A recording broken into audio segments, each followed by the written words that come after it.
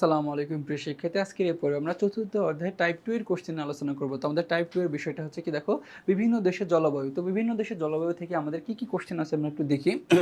আচ্ছা, প্রথম কোশ্চেনটা হচ্ছে বাংলাদেশে শীতলতম মাস কোনটি? তো আমরা জানি যে বাংলাদেশের শীতলতম মাস হচ্ছে কি জানুয়ারি মাস। কি জানুয়ারি মাস হচ্ছে বাংলাদেশের সবচেয়ে শীতলতম মাস। আচ্ছা, 66 নম্বর কোশ্চেনটা যে জানুয়ারি মাসে বাংলাদেশে সাধারণত কোন জেলায় তাপমাত্রা বেশি থাকে? তো দেখো জানুয়ারি মাসে অন্য অন্য জেলার তুলনায় এর মধ্যে সবচেয়ে কি নোয়াখালীতে তাপমাত্রা একটু কি থাকে, বেশি থাকে। আচ্ছা, এরপরে 67 নম্বর। আচ্ছা, পরবর্তী কোশ্চেনটা কি বলতেছে 67 নম্বরে, যে গ্রীষ্মকালে বাংলাদেশের উপর দিয়ে কোন বায়ু প্রবাহিত হয়? তো আমরা জানি যে বাংলাদেশের গ্রীষ্মকালের উপর দিয়ে মৌসুমী বায়ু প্রবাহিত হয়। এই মৌসুমী বায়ু প্রবাহিত হওয়ার কারণে বাংলাদেশে কি যে গ্রীষ্মকাল হয়। আচ্ছা, দেখো এরপরে বলতেছে নর্থ ওয়েস্টার্ন লাইস, এর অর্থ কি? আমরা জানি যে উত্তর পূর্ব বায়ু না, উত্তর পশ্চিম বায়ু না। এটা অর্থ হচ্ছে কি? আচ্ছা, গ নম্বর বলতেছে আশ্বিনা, সরি, গ নম্বরে বলতেছে দেখো আশ্বিনা ঝড় নাকি কালবৈশাখী ঝড়। তো আমরা জানি যে নর্থ ওয়েস্টার্ন লাইসের অর্থ হচ্ছে কি কালবৈশাখী ঝড়। আচ্ছা, এরপরে 69 নম্বর, যে গড় হিসেবে বাংলাদেশের উষ্ণতম মাস কোনটি? উষ্ণতম মাস, দেখো গড় হিসেবে বাংলাদেশের উষ্ণতম মাস হচ্ছে কি এপ্রিল মাস। কি মাস? এপ্রিল মাস, ঠিক আছে। আচ্ছা, এরপরে 70 নম্বর কোশ্চেনটা, যে কোন মৌসুমী বায়ুর প্রভাবে বাংলাদেশে বর্ষাকালে প্রচুর বৃষ্টিপাত হয়? তো আমরা জানি যে দেখো এখানে দক্ষিণ পশ্চিম নাকি উত্তর পশ্চিম নাকি উত্তর পূর্ব নাকি উত্তর পূর্ব। দেখো এখানে মূলত যে আমরা জানি যে দক্ষিণ পশ্চিম মৌসুমী বায়ুর প্রভাবে বাংলাদেশে প্রচুর পরিমাণে কি হয়ে থাকে? বৃষ্টিপাত হয়ে থাকে। দেখো এই দক্ষিণ পশ্চিম মৌসুমী বায়ুর কারণে। 71 নম্বর, বাংলাদেশের কোন জেলায় তুলনামূলকভাবে বেশি বৃষ্টিপাত হয়? তো আমরা জানি যে বাংলাদেশের সিলেট অঞ্চলে, কি বললাম, যে সিলেট জেলায় তুলনামূলকভাবে বেশি বৃষ্টিপাত হয়ে থাকে অন্যান্য জেলার তুলনায়।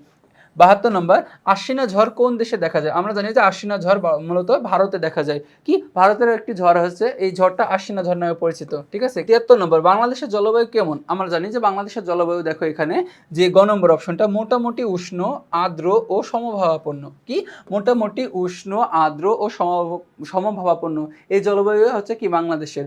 আচ্ছা, 74 নম্বর, বাংলাদেশের মানুষের জীবন জীবিকার পরিবর্তন আনতে প্রধান নিয়ামক কি? দেখো প্রধান নিয়ামক হচ্ছে কোনটা? আমরা জানি যে প্রধান নিয়ামক হচ্ছে কি জলবায়ু। তো জলবায়ু হচ্ছে কি বাংলাদেশের মানুষের জীবন জীবিকার পরিবর্তনে প্রধান নিয়ামক।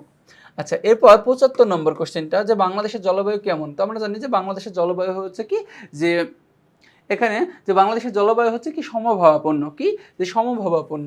আচ্ছা, 76 নম্বর, বাংলাদেশের জলবায়ুর প্রধান বৈশিষ্ট্য কোনটি? আচ্ছা, প্রধান বৈশিষ্ট্য হচ্ছে এখানে যে উষ্ণ, আর্দ্র ও সমভাবাপন্ন। কি উষ্ণ, আর্দ্র ও সমভাবাপন্ন। আচ্ছা, এরপরে পরবর্তী কোশ্চেনটা কি বলতেছে, দেখো পরবর্তী কোশ্চেন হচ্ছে বাংলাদেশের কোন অঞ্চলের আবহাওয়া শীত ও গ্রীষ্মের তারতম্য বেশি উপলব্ধি হয়?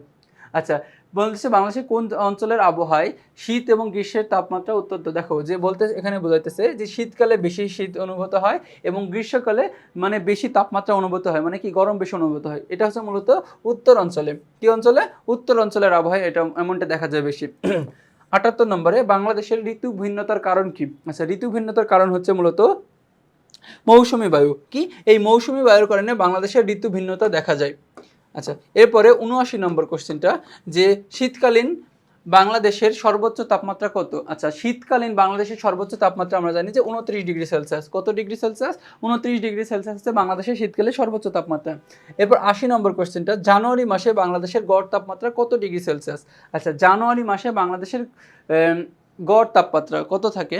যে 14.7 নাকি 16.7 নাকি 15.7 নাকি 17.7? আমরা জানি যে জানুয়ারি মাসে বাংলাদেশের গড় তাপমাত্রা থাকে 17.7 ডিগ্রি সেলসিয়াস। আচ্ছা, এরপর পরবর্তী কোশ্চেনটা দেখো কি বলতেছে, যে জানুয়ারি মাসে বাংলাদেশে সাধারণত কোন জেলায় তাপমাত্রা বেশি থাকে? আচ্ছা, জানুয়ারি মাসে বাংলাদেশে সাধারণত কোন জেলায় তাপমাত্রা একটু বেশি থাকে? আচ্ছা, এখানে দেখো যে অন্য অন্য অঞ্চলের তুলনায় ঢাকা, বগুড়া, দিনাজপুরের তুলনায় এই নোয়াখালীতে তাপমাত্রা একটু কি বেশি থাকে জানুয়ারি মাসে। আমরা জানি যে জানুয়ারি মাস বাংলাদেশের সবচেয়ে কি শীতলতম মাস। আচ্ছা, 82 নম্বর কোশ্চেন, বাংলাদেশের দেখো বাংলাদেশের কোন ঋতুতে কালবৈশাখী ঝড় হয়? আমরা জানি যে বাংলাদেশের মূলত গ্রীষ্ম, হ্যাঁ বাংলাদেশে মূলত দেখো গ্রীষ্মকালে, কি বললাম, গ্রীষ্মকালে কালবৈশাখী ঝড় হয়ে থাকে। এরপর 83 নম্বর কোশ্চেনটা, গ্রীষ্মকালে সর্বনিম্ন তাপমাত্রা কত? বলতেছে গ্রীষ্মকালে সর্বনিম্ন, দেখো সর্বনিম্ন তাপমাত্রা কত থাকে জানি আমরা। আচ্ছা, ক নম্বর 19 ডিগ্রি, 20 ডিগ্রি, 22 নাকি 21? আমরা জানি যে মূলত 21 ডিগ্রি সেলসিয়াস তাপমাত্রা থাকে। কি বললাম, যে গ্রীষ্মকালে সর্বনিম্ন তাপমাত্রা 21 ডিগ্রি সেলসিয়াস। এরপরে 84 নম্বর কোশ্চেনটা, আচ্ছা 84 নম্বরে বলতেছে যে গ্রীষ্মকালে বাংলাদেশের উপর দিয়ে কোন বায়ু প্রবাহিত হয়। এখন দেখো আমরা জানি যে বাংলাদেশে গ্রীষ্মকালের উপর দিয়ে মৌসুমী বায়ু প্রবাহিত হয়। কোন বায়ু? মৌসুমী বায়ু। আচ্ছা এরপরে 85 যে নর্থ ওয়েস্টার লাইসের অর্থ কি। আমরা জানি যে নর্থ ওয়েস্টার লাইসের অর্থ হচ্ছে কি কালবৈশাখী ঝড়। আচ্ছা কি কালবৈশাখী ঝড়। আচ্ছা এরপর 86 নম্বর কোশ্চেন যে বাংলাদেশে বর্ষাকাল শুরু হয় কখন। আচ্ছা বাংলাদেশে বর্ষাকাল শুরু হয় কখন? জুন মাসের শেষের দিকে, এপ্রিল মাসের শেষের দিকে, নাকি মে মাসের শেষের দিকে, নাকি জুন মাসের শুরুতে? তো আমরা জানি যে বাংলাদেশে বর্ষাকাল শুরু হয় মূলত জুন মাসের শেষের দিকে। কোন মাসের? জুন মাসের। এরপর 87 নম্বর কোশ্চেনটা বর্ষাকালের গড় উষ্ণতা কত। সে কি বর্ষাকালে যে গড় উষ্ণতা কত? 26 ডিগ্রি সেলসিয়াস, 28 ডিগ্রি সেলসিয়াস, নাকি 27 ডিগ্রি সেলসিয়াস, নাকি 29 ডিগ্রি সেলসিয়াস? তো আমরা জানি যে বাংলাদেশের গড় উষ্ণতা বর্ষাকালে গড় উষ্ণতা থাকে 27 ডিগ্রি সেলসিয়াস। আচ্ছা এর পরবর্তী কোশ্চেনটা দেখো যে বাংলাদেশের মোট বৃষ্টিপাতের কত ভাগ বর্ষাকালে হয়ে থাকে। আমরা জানি যে বাংলাদেশের মোট বৃষ্টিপাতে প্রায় 80%, কত শতাংশ? 80% এই যে বর্ষাকালে হয়ে থাকে। এরপর 89 কোশ্চেন বা 89 নম্বর বাংলাদেশের মোট বৃষ্টিপাতের শতকরা কত ভাগ বর্ষাকালে হয়। আমরা জানি 5 ভাগের প্রায় 4 ভাগই হচ্ছে কি এই বর্ষাকালে হয়ে থাকে।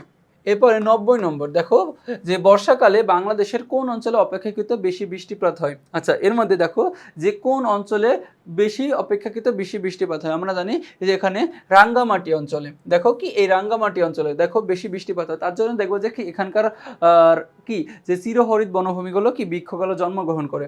আচ্ছা 91 নম্বর যে বর্ষাকালে বাংলাদেশের সর্বনিম্ন ও সর্বোচ্চ বৃষ্টির পরিমাণে কত। বলতেছে বর্ষাকালে আমরা জানি বর্ষাকালে প্রায় 80% বৃষ্টিপাত হয়ে থাকে। বর্ষাকালে বাংলাদেশের সর্বনিম্ন এবং সর্বোচ্চ বৃষ্টিপাতের পরিমাণ কত। তো আমরা জানি যে সর্বনিম্ন হচ্ছে 119 সেন্টিমিটার আর সর্বোচ্চ হচ্ছে 340 সেন্টিমিটার। ঠিক আছে, তো মাটির নিচে যতটুকু যায় এটাকে আমরা বলছি কি যে বৃষ্টিপাত পরিমাপের করার জন্য। আচ্ছা এরপরে 92 নম্বর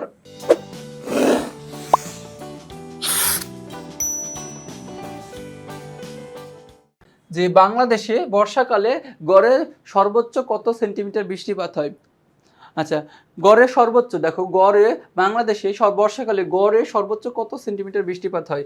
340, 330, 310, নাকি 320? আমরা জানি যে 340 সেন্টিমিটার হচ্ছে কি গড়ে বৃষ্টিপাত হয়ে থাকে।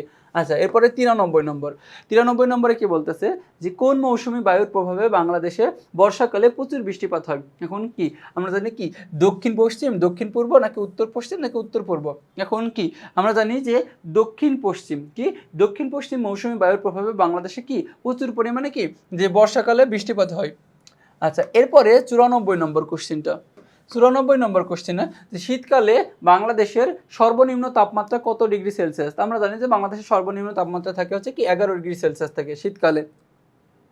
আচ্ছা এরপরে 95 নম্বর কোশ্চেনটা যে শীতকালে সূর্যরশ্মি বাংলাদেশের উপর দিয়ে কিভাবে পড়ে। আমরা জানি যে কি খাড়া হবে না, লম্বা হবে না, সমকোণী না, মূলত তির্যক ভাবে কি এই বাঁকাভাবে কিরণ দেয়। তো বাঁকাভাবে কিরণ দেওয়ার ফলে বাংলাদেশে এখানে কি শীতকাল বিরাজ করে।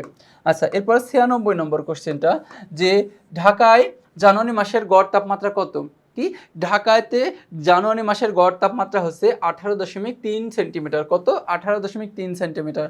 এরপরে 97 নম্বর কোশ্চেনটা বাংলাদেশের উষ্ণতম ঋতু কোনটি। কি উষ্ণতম ঋতু। আমরা জানি যে উষ্ণতম ঋতু হচ্ছে কি গ্রীষ্মকাল। কি কাল? গ্রীষ্মকাল হচ্ছে বাংলাদেশের উষ্ণতম ঋতু। আচ্ছা পরবর্তী কোশ্চেন কি, পরবর্তী কোশ্চেন বলতেছে যে গ্রীষ্মকালে সর্বোচ্চ তাপমাত্রা কত ডিগ্রি সেলসিয়াস। আচ্ছা গ্রীষ্মকালে সর্বোচ্চ তাপমাত্রা আমরা জানি যে 38 ডিগ্রি সেলসিয়াস তাপমাত্রা হয়ে থাকে বাংলাদেশে। আচ্ছা এরপরে 99 নম্বর যে গ্রীষ্মকালে সর্বনিম্ন তাপমাত্রা কত। আচ্ছা গ্রীষ্মকালে ক নম্বর বলতেছে 38 ডিগ্রি সেলসিয়াস, 29 ডিগ্রি সেলসিয়াস, নাকি 21, নাকি 31? আমরা জানি যে গ্রীষ্মকালে বাংলাদেশের সর্বনিম্ন তাপমাত্রা থাকে 21 ডিগ্রি সেলসিয়াস। আচ্ছা এর পরবর্তী কোশ্চেনটা দেখো বলছে যে ভারতে শীতকালে সরাসরি শীতল বায়ু প্রবেশ করতে পারে না কেন। বলতেছে কি যে সুন্দরবনের কারণে, হিমালয়ের কারণে, নাকি মৌসুমী বা উষ্ণ বায়ুর কারণে, নাকি সুউচ্চ প্রাচীরের কারণে। মূলত আমরা জানি যে শীতকালে দেখো ভারতের শীতকালে সরাসরি শীতল বায়ু প্রবেশ করতে পারে না এই হিমালয়ের কারণে কি হিমালয় পর্বতমালার কারণে। আচ্ছা এরপরে পরবর্তীতে 101 নম্বর কোশ্চেনটা ভারতের উত্তরে তাপমাত্রা ক্রমশ বৃদ্ধি পেতে থাকে কেন। কি বলতেছে ভারতের উত্তরে সর্বোচ্চ তাপমাত্রা বৃদ্ধি পেতে থাকে কেন? বলতেছে যে গাছপালার পরিমাণ খুব কম বলে। ভারতের উত্তরে দেখবা যে কি একটা মরুভূমিও আছে ভারতের উত্তরের দিকে। আচ্ছা 102 নম্বর কোশ্চেনটা, শীতকালে ভারতের উপর দিয়ে কোন বায়ু প্রভাবিত হয়? কি শীতকালে ভারতের উপর দিয়ে কোন বায়ু প্রভাবিত হয়? আচ্ছা বলতেছে কি পূর্ব মৌসুমী বায়ু, অয়ন বায়ু, পশ্চিম মৌসুমী বায়ু নাকি শীতল বায়ু?